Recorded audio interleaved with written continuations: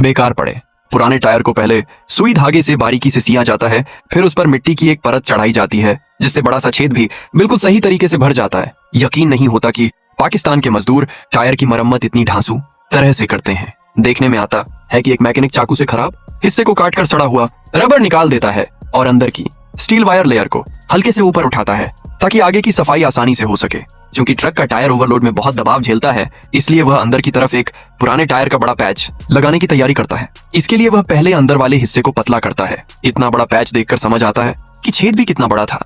अंदर की घिसाई पूरी होने के बाद मैकेनिक अपना पुरखों वाला सुई धागा निकालता है और छेद को मजबूती से सिलना शुरू कर देता है। नायलॉन की मोटी रस्सी को स्टील वायर लेयर में बार बार पार कराता है ताकि टायर की कमी पूरी तरह भर जाए और आगे के काम के लिए मजबूत आधार तैयार हो जाए। सब कुछ तैयार होने पर छेद के ऊपर चिपकने वाला गोंद लगाया जाता है। अंदर की तरफ भी बिल्कुल वैसा ही।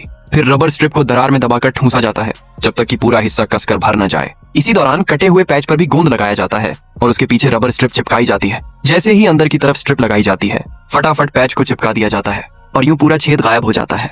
अब टायर को सीधा खड़ा कर मजबूती से बांधा जाता है ताकि वह हिले नहीं।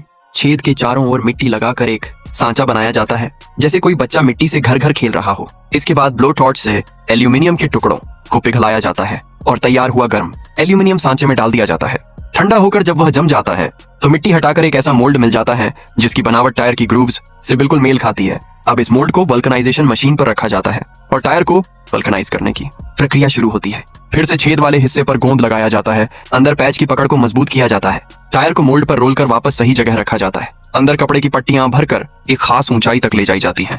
फिर टायर को कसकर टाइट किया जाता है ताकि कहीं से कोई डील न रहे। अंत में नीचे से गर्मी देकर पूरा वल्कनाइजेशन पूरा किया जाता है। क्लैंप हटाते ही टायर बिल्कुल नए जैसा दिखने लगता है। अतिरिक्त रबर काट दिया जाता है और मरम्मत का काम पूरी तरह तैयार हो जाता है। तो बताइए, आपको यह देसी टायर रिपेयर करने का तरीका कैसा लगा?